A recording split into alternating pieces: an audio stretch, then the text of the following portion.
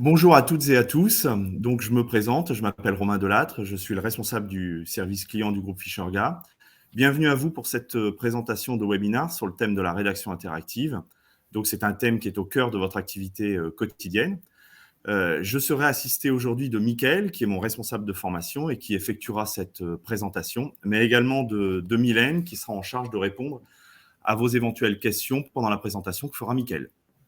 Alors, pour justement que Mylène puisse répondre à vos questions, je vous rappelle que sur votre droite, vous avez un dispositif de chat qui va vous permettre de poser vos différentes questions suite à la présentation de Mickaël. Donc, n'hésitez pas à l'utiliser. Bonjour Mickaël, est-ce que tout va bien? Est-ce que tu es prêt de ton côté?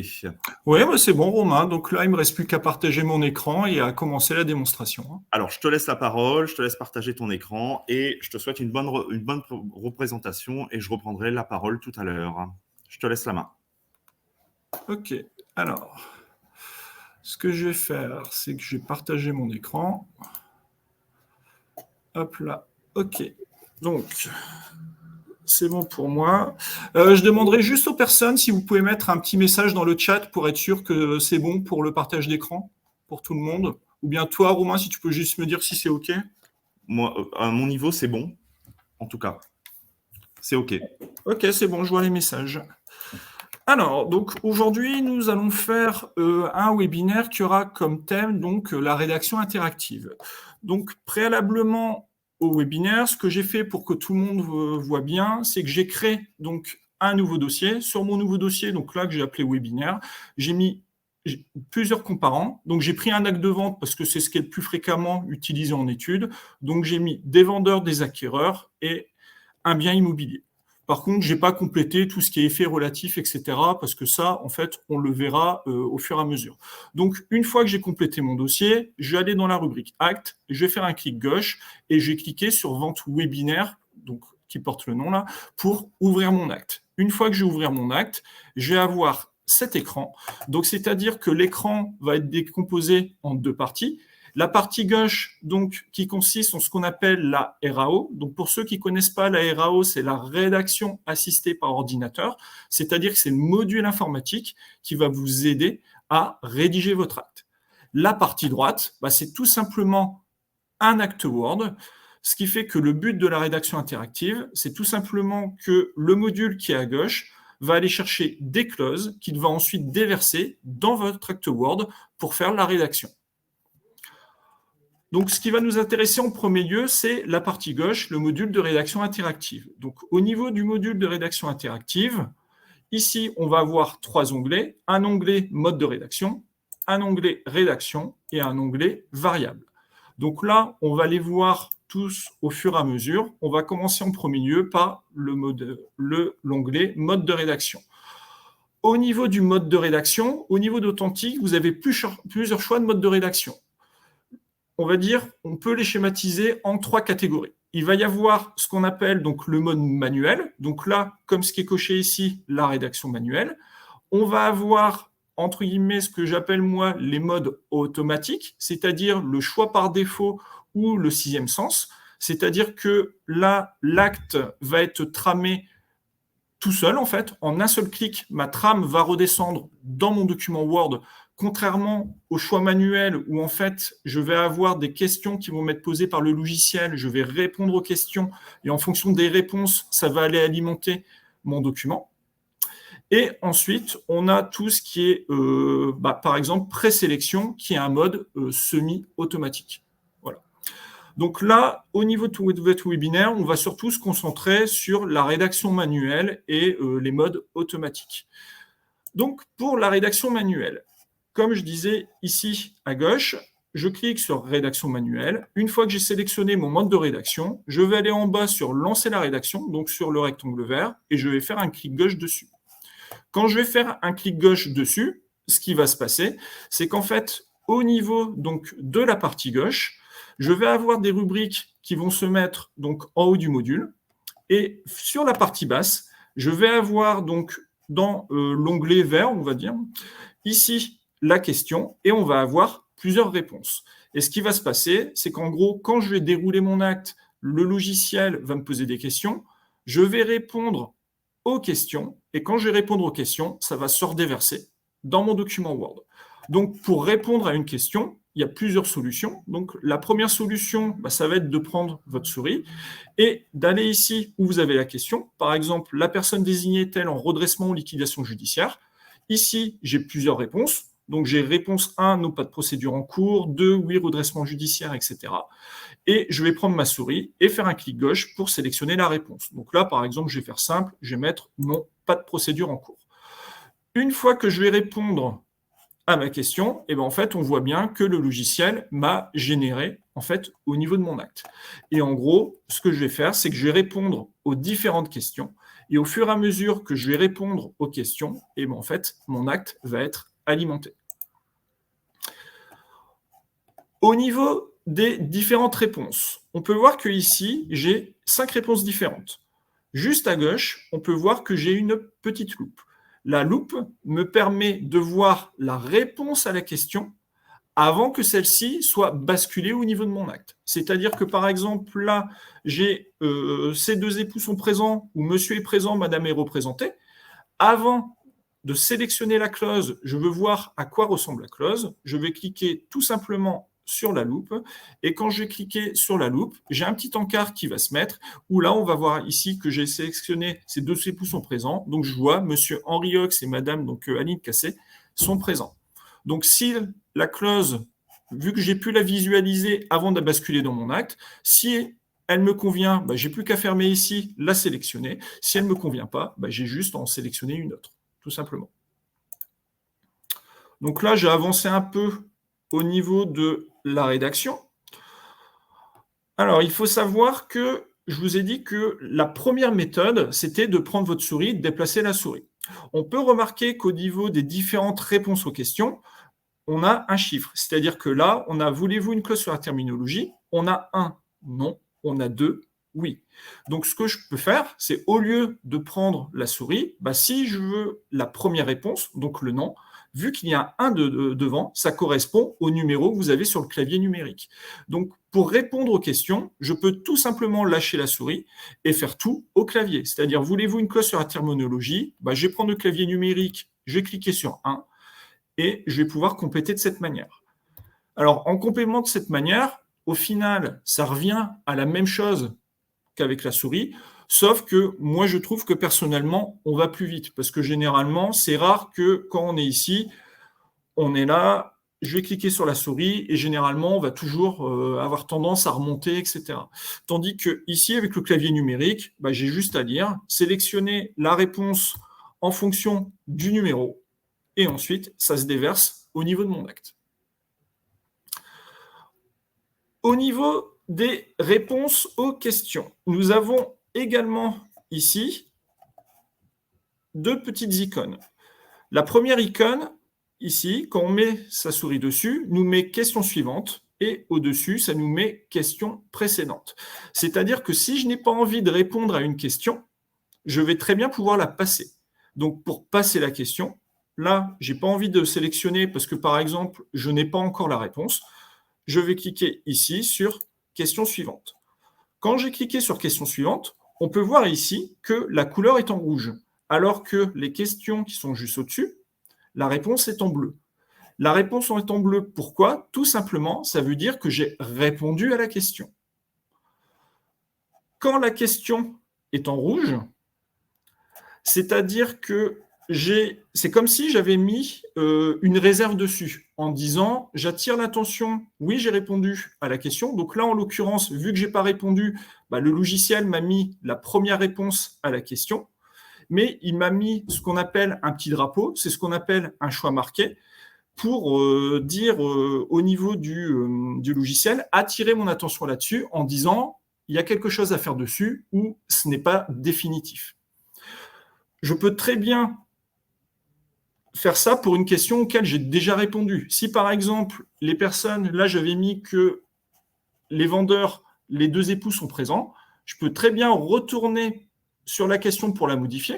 Donc pour retourner sur la question pour la modifier, j'ai plusieurs solutions également. Première solution, je fais un double clic gauche. ou soit ce que je fais, c'est que je fais un clic droit et je fais modifier dans la rédaction interactive. Quand je fais ça, le logiciel me repose la question. Et là, si par exemple, je ne suis pas certain que les vendeurs seront présents ou pas au jour du rendez-vous, bah, je peux très bien ici aller mettre un petit drapeau, marquer un choix. Et quand je vais le faire, en fait, vous voyez, on voit en rouge, ces deux époux sont présents. Parce que par défaut, il faut bien qu'il y ait une clause qui soit sélectionnée pour qu'elle redescende au niveau de mon acte. Mais l'intérêt, c'est que une fois que j'aurai préparé mon acte, si je retourne dans mon acte quelques jours après, eh ben, je pourrais dire au logiciel, fais-moi voir tous les choix que j'ai marqués, c'est-à-dire tous les choix qui sont susceptibles d'être modifiés ou sur lesquels j'ai demandé que le logiciel attire mon attention parce que peut-être que quand j'ai commencé à rédiger, je n'avais pas tous les éléments. Donc, ça peut être tout simplement la présence des parties ou ça peut être, par exemple, j'ai rédigé mon acte et quand je l'ai rédigé, en fait, j'avais pas encore le CU, j'avais pas encore la DIA, etc., etc. Ce que vous pouvez faire également, c'est si vous voulez juste marquer un choix, plutôt que aller dedans et le modifier, vous pouvez également faire un clic droit et mettez activer, désactiver le marqueur. Et comme ça, vous voyez, le choix passe directement en rouge. Donc ça, je referai voir un peu tout à l'heure comment on fait au niveau du logiciel pour que celui-ci vous affiche uniquement les choix qui sont marqués. Donc là, je vais reprendre les différentes réponses aux questions. Donc là, j'ai continué, donc comme ça, je vais faire au clavier pour que ça aille un peu plus vite. Et à ce moment-là, je vais aller jusqu'à, on va dire, peut-être la fin de la rédaction interactive, tout simplement. Donc c'est sûr que moi, quand je réponds, ça va plus vite en étude. Alors, sachant qu'au niveau du mode manuel, l'intérêt, c'est surtout que ça vous sert de pense-bête. C'est-à-dire qu'il y a des modes qu'on va voir après qui sont plus rapides pour rédiger, mais où vous êtes moins assisté. L'avantage du mode manuel, c'est que oui, donc il y a pas mal de questions parce que on fait en sorte d'être le plus complet possible, sachant qu'en plus, donc j'ai pris un acte de vente, donc qui est sûrement la nature d'acte, on va dire phare qu'il y a dans les études. Je dirais de ce fait que c'est une des natures d'actes où on a le plus de questions. Ah, j'ai complété, comme je disais. Et une fois que j'ai fini donc, de compléter, donc là j'ai bientôt fini, hop, on va mettre la première partie. Ce que je peux faire, c'est que pour la deuxième partie, je peux utiliser, par exemple, le mode automatique. C'est-à-dire que, comme je vous ai dit, vous avez premier mode, donc qui est mode manuel, c'est-à-dire je réponds aux questions une par une, ou après, ici, dans mode de rédaction, je vais avoir le choix par défaut. Le choix par défaut, qu'est-ce que ça fait? C'est-à-dire que vous demandez à tramer votre acte, et quand vous tramez votre acte, le logiciel répond lui-même aux questions. Les questions, comment le logiciel va faire pour y répondre? Ce qu'il va faire, c'est qu'il va prendre la première réponse de chaque question. Donc, au niveau du service juridique, on a fait en sorte que les réponses qui arrivent le plus souvent, donc en numéro 1, en fait, soient les choix qui sont le plus souvent utilisés au niveau des études. Vous voyez, par exemple, quel régime fiscal est applicable?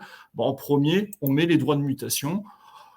Parce que c'est ce qui est le plus souvent utilisé au niveau donc, du notariat, tout simplement. Donc, si je veux arrêter de répondre aux questions et passer sur le mode automatique, je peux très bien faire le choix par défaut et cliquer sur « Lancer la rédaction ». Ce que je veux vous faire comprendre, c'est que au niveau du logiciel, vous n'êtes pas lié à une manière de rédiger. C'est-à-dire, c'est pas parce que je commence en manuel que je dois finir en manuel. On pourrait très bien imaginer, pour gagner du temps au niveau de la trame de l'acte, que la première partie, je la rédige en manuel, parce que c'est la partie normalisée et que je vais devoir faire attention pour tout ce qui est téléacte, etc.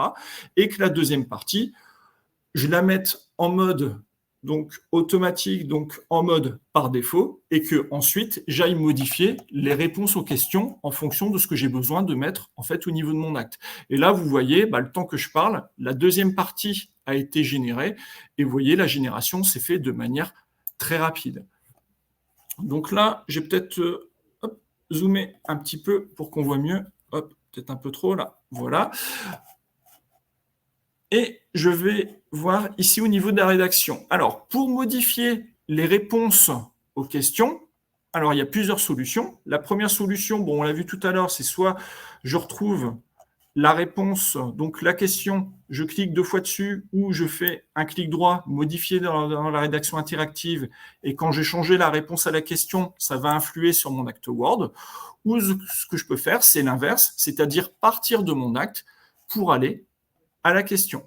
Par exemple, ici, si je reprends donc la présence-représentation, là on voit bien que mes vendeurs sont présents.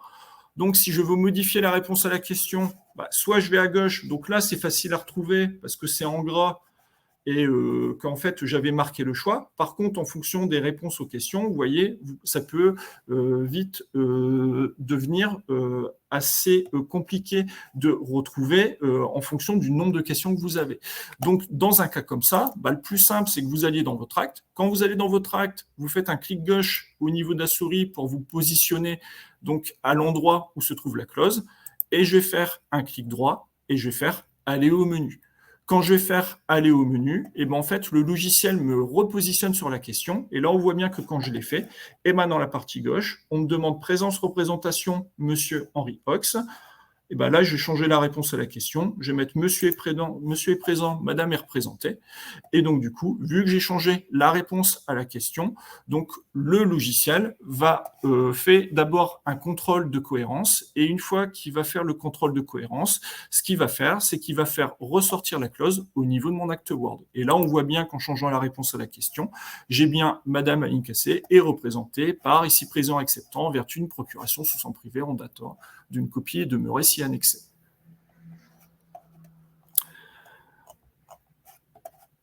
Au niveau de la partie droite, c'est-à-dire au niveau de mon acte Word, une fois que j'ai tramé mon acte, je vais devoir compléter les variables de mon acte. Donc, au niveau des variables, je vais avoir 2 types de variables. Le premier type de variable, ce sont les variables qui découlent des fiches. Donc là, je suis sur un acte de vente. Les fiches qui vont redécouler au niveau de mon acte Word, il va y en avoir 2 types. Ça va être les fiches clients. Donc là, dans mon exemple, vendeur et acquéreur. Et ça va être la fiche immeuble. C'est-à-dire que si l'information que j'ai ici, je n'ai pas besoin de ressaisir une maison à usage d'habitation, je n'ai pas besoin ici de ressaisir donc la date et le lieu de naissance. L'ordinateur a réussi à les redescendre de manière automatique, étant donné que je les ai complétés dans la fiche. Ce qui fait que si je clique, par exemple, sur Henri pour pouvoir modifier mon document, parce que, par exemple, je changeais la date de naissance ou autre, et le logiciel m'ouvre la fiche, je modifie dans la fiche, et une fois que j'ai modifié dans la fiche, j'ai plus qu'à valider. Et une fois que je valide, je vais retourner sur mon acte Word. Donc, au niveau des fiches, ça a été fait de cette manière pour éviter les problèmes liés au téléacte. Parce qu'il n'y aurait pas fallu que, en fait, vous puissiez modifier quelque chose dans votre acte qui ne soit pas reporté sur la fiche, parce que si c'est ça qui se produisait, en fait, vous auriez des incohérences lorsque vous feriez votre téléacte, parce qu'il y aurait une discordance entre ce qu'on appelle les données structurées et les données littérales. Le deuxième type de variable que vous allez avoir dans les actes est les variables que vous allez compléter. Je vais prendre un exemple. Ici, le plan. Donc, on a l'immeuble n'a pas donné lieu à l'établissement d'un plan par géomètre expert, mais il figure sous teinte sur une copie du plan cadastral. Donc, généralement, la couleur qui est le plus populaire dans les études, c'est le jaune. Après, vous pouvez mettre rose, fluo, comme vous voulez. Et là, je vais compléter la réponse à la variable. Donc, pour compléter la réponse à la variable, il va y avoir plusieurs solutions. La première solution, ce que je vois souvent en études, mais qui n'est pas la meilleure solution, c'est qu'il y a des personnes ici qui vont aller dans l'onglet variable. Et dans l'onglet variable, ils vont aller chercher la réponse. En fait, alors je ne vais pas dire la réponse, mais en fait, ils vont aller chercher la variable à compléter. Donc, vous pouvez le faire, mais ce n'est pas ce qui est le plus optimum, parce qu'au vu du nombre de variables, en fait, le plus simple, c'est de faire un peu comme tout à l'heure on a fait aller au menu, c'est-à-dire de partir de l'acte pour remonter vers la variable. Donc, pour faire ça, soit vous mettez un clic gauche au niveau de la variable et vous faites un clic droit et vous cliquez donc sur « Aller à la variable » et le logiciel va vous mettre directement sur la variable à compléter, ou soit vous appuyez sur la touche F3 de votre clavier. Alors bien sûr, moi je suis sur un portable, donc il faut que je mette la touche fonction. Bon là, je l'ai mis au niveau des faits relatifs. Et donc du coup, ici, en fait, on va me positionner automatiquement sur la bonne variable. Une fois que je suis dans la variable, je vais devoir compléter celle-ci.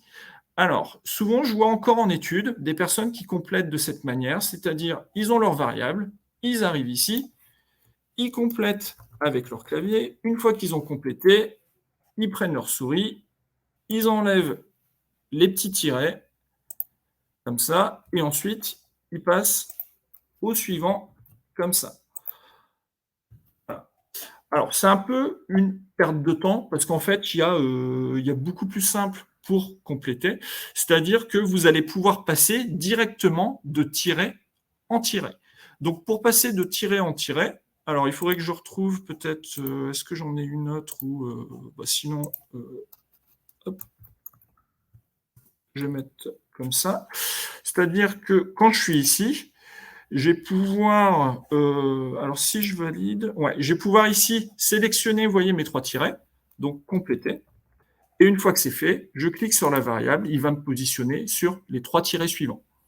Après, c'est pas la manière que je préfère encore, parce que moi, je suis partisan de dire que plus vous faites au clavier, moins vous perdez de temps. C'est-à-dire, plutôt que faire un copier, clic droit, copier, coller, moi, je vais faire par exemple plus CTRL-C, CTRL-V.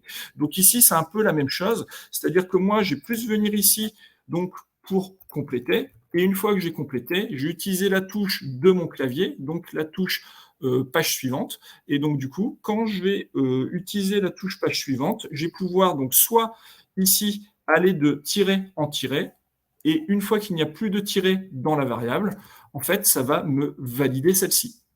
Si je veux revenir en arrière, pour revenir à la variable précédente, je vais juste cliquer ici, ou je vais faire page précédente directement au niveau du clavier.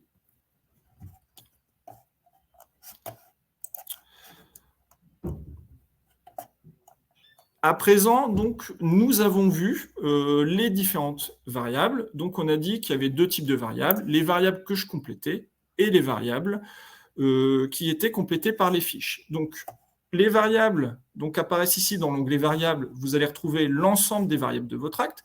Ce qui est en bleu, ce sont les variables que vous avez complétées. Ce qui est en rouge, dans la partie gauche, ce sont les variables que vous n'avez pas complétées.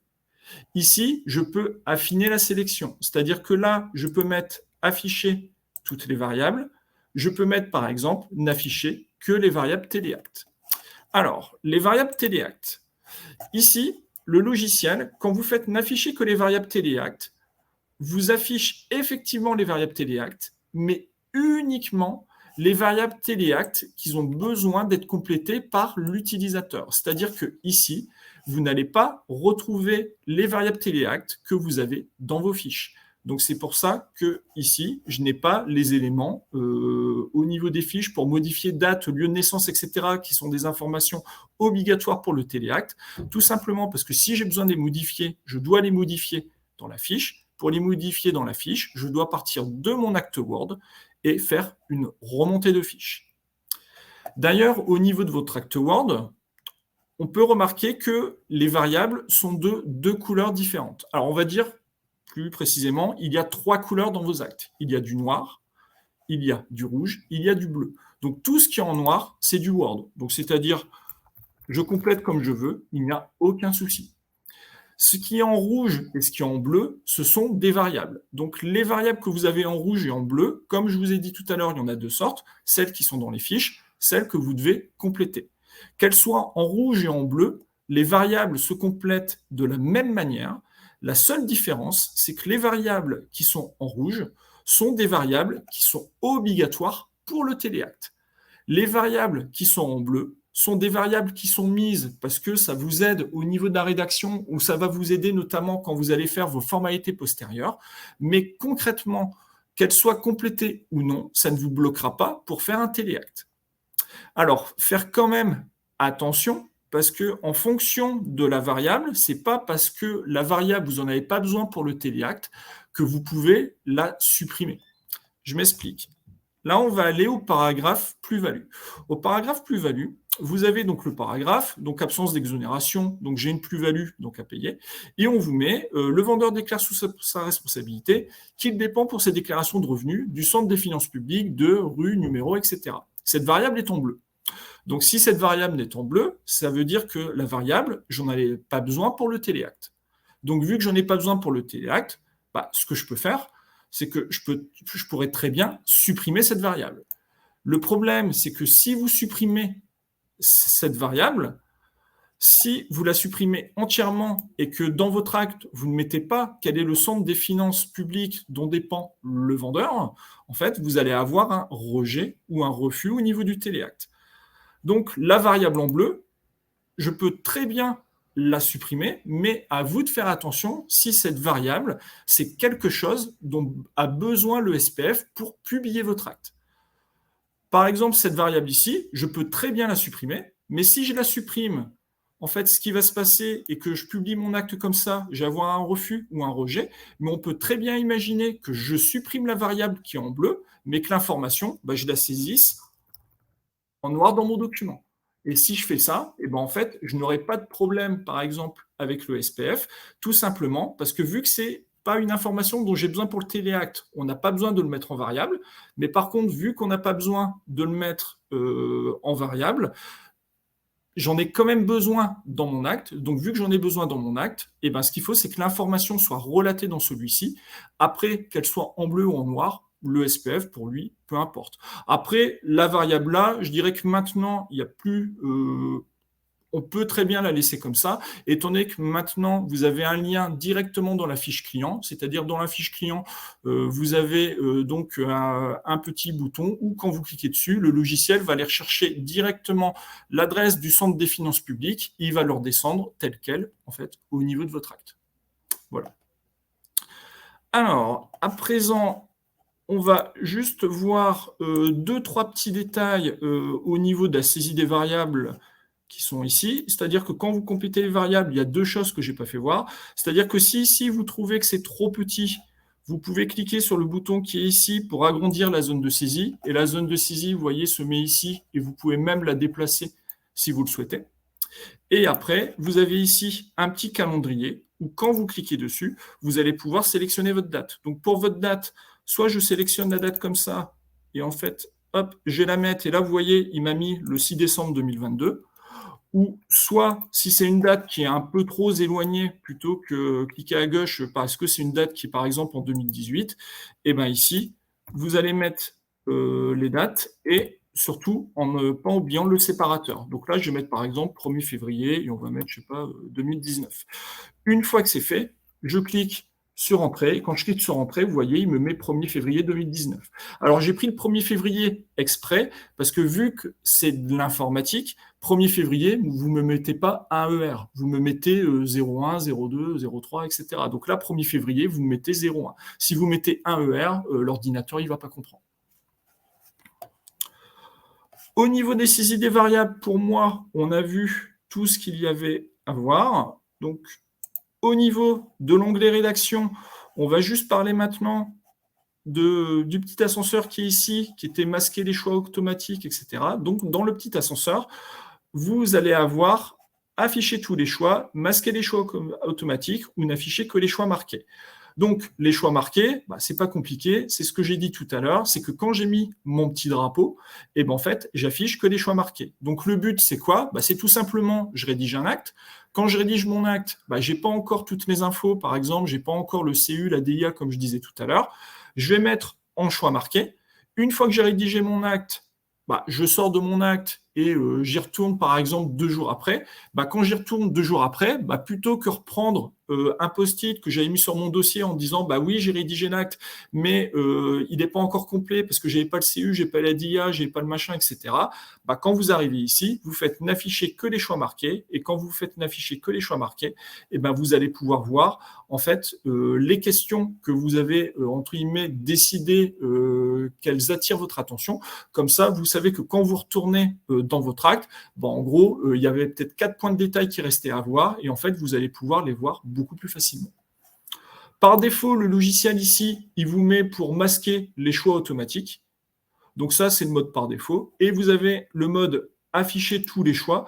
Afficher tous les choix, c'est tout simplement, vous avez vraiment l'ensemble des questions qui sont posées, mais dans l'ensemble des questions, vous avez des questions qui sont répondues automatiquement en fonction de ce que vous avez mis dans les fiches. Donc là, c'est si vraiment vous voulez voir toutes les réponses que vous avez mis dans les fiches, quel est l'impact au niveau de votre acte. Tout simplement. Par exemple, si votre fiche, vous mettez que monsieur et madame donc qui sont mariés et qui demeurent ensemble, en fait, dans la rédaction, vous avez une question qui vous demande s'ils habitent ensemble. Vu que vous avez complété dans la fiche, l'ordinateur va la chercher de manière automatique. En fait, les questions automatiques, on peut voir qu'elles figurent en italique. Alors, je ne sais pas si on le voit bien à l'écran, mais en fait, là, la police est légèrement différente. Alors, je dirais que pour l'utilisateur, se limiter à masquer les choix automatiques et n'afficher que les choix marqués quand vous avez préparé votre document à l'avance, pourquoi pas. Voilà. Au niveau du mode de rédaction, on a donc le 6e sens qui est ici. Donc, le 6e sens, c'est quoi? Alors, je vais refaire un bref récapitulatif. Rédaction manuelle. Donc, j'ai dit que je réponds aux questions manuellement. Donc, c'est là que je vais mettre le plus de temps à tramer mon acte, mais du coup, quand je vais finir mon acte, il va être bon à 100%. Le choix par défaut, donc là, ma trame va redescendre de manière très rapide, mais vu que le logiciel va prendre la première réponse à chaque question, une fois que vous avez votre trame, il va falloir la remanier. Donc, la question à vous poser en tant qu'utilisateur, c'est de savoir, est-ce que je préfère répondre à toutes les questions une par une, et quand je réponds aux questions une par une, ça va me prendre autant de temps, mais du coup, ma trame est bonne? Ou est-ce que je préfère avoir une trame qui va redescendre de manière rapide, alors avec forcément quelques incohérences ou avec des éléments qui ne vont pas s'adapter à ma situation, et relire mon acte, y aller modifier les réponses au fur et à mesure. Donc ça, c'est vraiment en fonction des utilisateurs. Il y a des utilisateurs qui préfèrent la rédaction manuelle parce qu'ils sont ultra assistés, et ce qui fait qu'ils sont sûrs de ne rien oublier. Il y a des utilisateurs plus aguerris, on va dire, qui préfèrent faire le choix par défaut pour avoir la trame rapide. Et une fois qu'ils ont la trame rapide, ils relisent leur acte. Une fois qu'ils relisent leur acte, ils disent « Ah bah tiens, la clause là, celle que m'a sorti l'ordinateur, c'est pas celle que je veux. » Ils font un clic droit, aller au menu, ils vont changer la réponse à la question, et en fait, ils continuent à compléter leur acte. C'est vraiment au niveau des utilisateurs, vraiment de la manière dont ils préfèrent travailler. Le 3e mode, c'est le 6e sens. Le 6e sens, il rentre donc dans la catégorie des rédactions entre guillemets automatiques.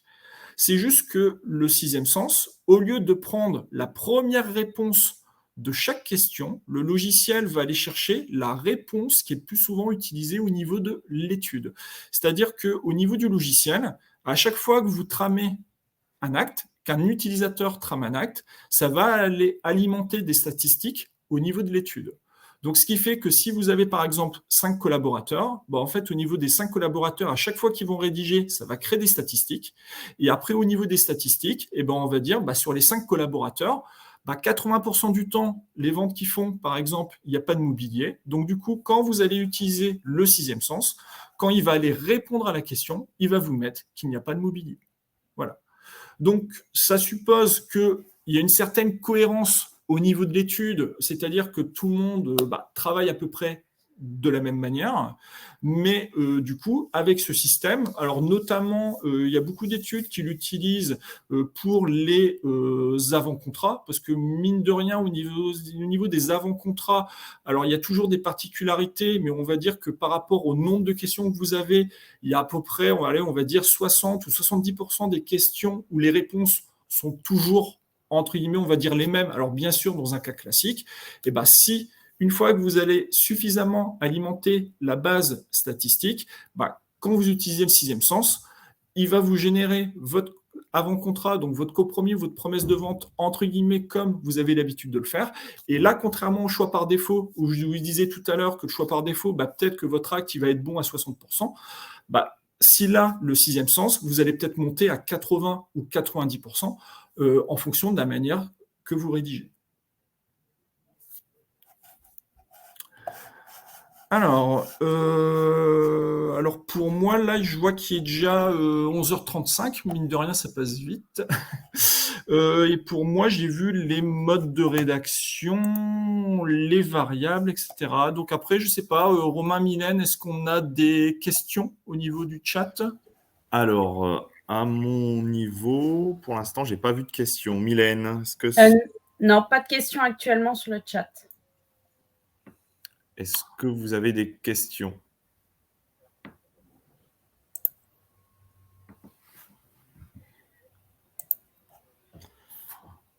Bon, je dirais que non.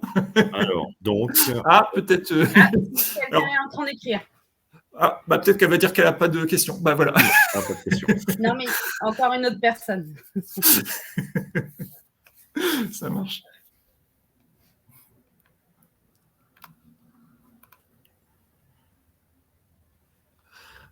Alors, sachant que là, on a fait...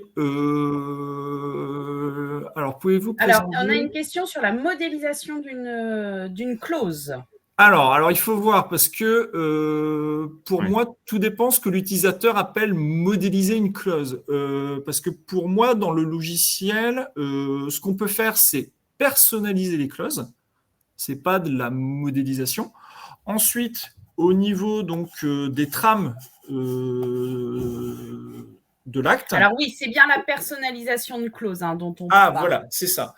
Oui, alors pour la personnalisation de clause, en fait, ce qui se passe, c'est que vous avez le logiciel qui va vous assortir une clause. Donc la clause, vous voyez, hop, elle est ici. Quand je vais faire un clic droit, je vais pouvoir faire personnalisation de clause. Alors là, je vais regarder s'il est mis. Quand je vais faire personnalisation de clause, en fait, et je vais arriver ici. Quand j'arrive ici, j'ai ma clause qui est là. Donc ma clause, je vais pouvoir la personnaliser, c'est-à-dire que je vais pouvoir la modifier. Il faut bien penser que les clauses qui génèrent vos actes de vente sont des clauses qui proviennent d'une bible juridique qui est mise à jour par nos juristes. Donc quand vous allez ici, ce que vous pouvez faire, c'est, alors je vais peut-être zoomer un peu, c'est modifier la clause. Alors, pour modifier la clause, je peux très bien venir ici, et là, par exemple, tel que je vais m'arrêter, je vais enlever ci-dessus, et je vais mettre telle qu'elle figure, je vais mettre un point, et puis je vais m'arrêter là. Par contre, la chose à ne pas faire, c'est arriver ici et de supprimer et de compléter votre clause. Pourquoi? Tout simplement parce qu'ici, vous avez un code informatique que vous ne voyez pas. C'est-à-dire qu'ici, vous voyez, en haut, vous avez paragraphe, vous avez une sorte de petit P à l'envers, et là, vous voyez, vous avez un code que vous ne voyez pas qui est invisible à l'écran, qui s'appelle clause. Donc, c'est-à-dire que si vous faites ça et que vous supprimez votre code de clause. Donc, ce qui fait que votre clause personnalisée ne va pas fonctionner. Donc, si vous voulez personnaliser une clause, ce que vous faites, c'est que vous cliquez ici pour bien conserver la clause, et ensuite, vous allez ici, et là, vous tapez ce que vous voulez. Une fois que vous avez fini ça, au niveau de votre document, vous allez cliquer en haut à droite, donc sur le bouton « Fermer ». Et là, le logiciel va vous demander si vous voulez la clause personnalisée en optionnel ou en systématique. Donc, en optionnel, c'est quoi? C'est-à-dire que quand vous allez tramer votre acte, le logiciel va vous poser la question. Une fois que le logiciel vous pose la question, vous allez vouloir répondre à la question. Et quand vous allez vouloir répondre à la question, le logiciel va vous mettre un petit encart en disant « la clause, il y a deux clauses, il y a la clause fiche orga et il y a la clause de l'étude. Donc, il va vous dire laquelle voulez-vous utiliser. Vous choisissez celle que vous voulez utiliser et elle va se redéverser dans votre acte. Si vous mettez clause personnalisée systématique, le logiciel, en fait, vous dites au logiciel, je ne veux plus la clause de fiche orga, je veux uniquement celle que j'ai personnalisée. Donc, quand vous allez tramer votre acte, c'est votre clause à vous qui va redescendre. Alors, vous faites très attention avec ça. Je vais vous raconter, par exemple, une petite anecdote qui m'est arrivée dans une étude. C'est-à-dire, alors maintenant, ça commence à dater, mais le notaire avait fait une personnalisation de clause. La clause qu'il avait personnalisée, c'était la personnalisation de clause concernant la loi SRU. Donc, à l'époque, la loi SRU était de 7 jours. Donc, ce qu'avait fait le notaire, c'est que la clause, il avait voulu la personnaliser pour la mettre, on va dire, à sa sauce. Il a personnalisé la clause, il a mis en systématique. Donc, vu qu'il a mis en systématique, à chaque fois qu'il tramait son acte, c'était sa clause qui redescendait. Donc, jusque-là, il n'y avait pas de problème, le notaire était satisfait. Sauf qu'un jour, ce qui s'est passé, c'est qu'il y a eu un changement de réglementation. Et avec le changement de réglementation, la loi SRU, elle est passée de 7 jours à 10 jours. Donc, vu qu'il a mis systématique, l'utilisateur ne voyait plus notre clause. Donc, vu qu'il ne voyait plus notre clause, vu que la clause a été personnalisée, nous, on ne peut pas la modifier, vu que c'est votre clause à vous. Et l'intérêt qu'elle soit personnalisée, c'est justement pour pas qu'elle soit modifiée à chaque fois. Donc, ce qui s'est passé, c'est qu'il a appelé la hotline en disant votre clause, elle n'est pas bonne, sauf qu'à partir du moment où vous mettez une clause personnalisée et vous mettez une clause personnalisée systématique, vu que vous n'avez plus accès aux clauses de Fichorga qui sont mises à jour pour nos juristes, s'il y a un changement de réglementation, c'est à vous de mettre votre clause personnalisée à jour, tout simplement. Ou alors, ça peut arriver, j'avais eu le tour également, quand un notaire avait personnalisé une clause pour faire référence à un article en particulier, l'article avait été abrogé et le numéro d'article avait été modifié, et donc du coup, là, il a dû retourner dans sa clause pour la remodifier. Si jamais vous ne voulez, une fois que vous dites, tiens, finalement, je ne vais pas la personnaliser, vous pouvez très bien cliquer sur annuler et en fait, ça se referme. Sinon, une fois que vous avez sélectionné si vous voulez personnaliser ou si vous, si vous voulez systématique ou optionnel, vous cliquez sur OK et donc du coup, ce sera pris en compte pour votre acte en cours. Et sachant que quand vous le faites, c'est uniquement pour l'ensemble des clauses, la clause que vous avez modifiée, c'est pour l'ensemble de l'étude, c'est pas uniquement pour votre poste à vous. Voilà. Alors, est-ce que juste la personne peut mettre un petit message dans le chat, juste pour savoir si c'est bon pour elle, si c'est suffisamment clair? C'est bon pour elle. C'est OK. Ok. Écoutez, pour moi, à ce moment-là, c'est bon. De toute façon, au niveau de la rédaction interactive, il nous restera à voir, donc ça, ce qui fera l'objet d'un autre webinaire, puisqu'on fait par tranche d'environ 30 minutes. Il nous restera la présélection et la modélisation, donc on verra au sein d'un autre webinaire, tout simplement. S'il n'y a pas d'autres questions, c'est bon pour moi. Et à ce moment-là, je vais te laisser la parole, Romain. Ok, alors il n'y a a priori pas d'autres questions. Donc voilà, moi je vais faire la petite conclusion et puis je vais reprendre également ce que tu viens de dire, Mickaël, sur la prochaine date. Donc déjà, merci à vous donc d'avoir participé à cette présentation en espérant que cette dernière puisse vous donner des astuces dans votre quotidien au niveau de votre étude. Donc, merci à toi, Mickaël, merci à Mylène. Et donc, je vous donne d'ores et déjà rendez-vous donc pour le jeudi 9 mai, ça sera notre prochain webinar, toujours à la même heure, à 11h, donc jeudi 9 mai à 11h. Et on aura un webinar qui sera un petit peu la continuité du webinar d'aujourd'hui, puisque, comme tu le disais, Mickaël, il aura pour thème la modélisation, la présélection des choix juridiques. Donc, ça sera vraiment la continuité de je crois que tu as fait une erreur, Romain, parce que le 9 mai, c'est un mardi. Dans le chat. C'est le 11 alors. Voilà. De toute façon, vous allez recevoir une invitation par mail, comme là, vous avez reçu pour ce webinaire. Donc, vous suivez l'invitation, tout simplement. Oui, donc effectivement, dans les prochains jours, vous aurez votre convocation qui vous permettra de vous inscrire donc au prochain webinaire. Effectivement, oui, je me suis trompé, c'est toujours le jeudi, mais c'est pas le 9, c'est le 11 mai à 11h. Voilà, merci à vous, et puis je vous souhaite une excellente fin de journée, et puis rendez-vous donc jeudi 11. Merci, au revoir.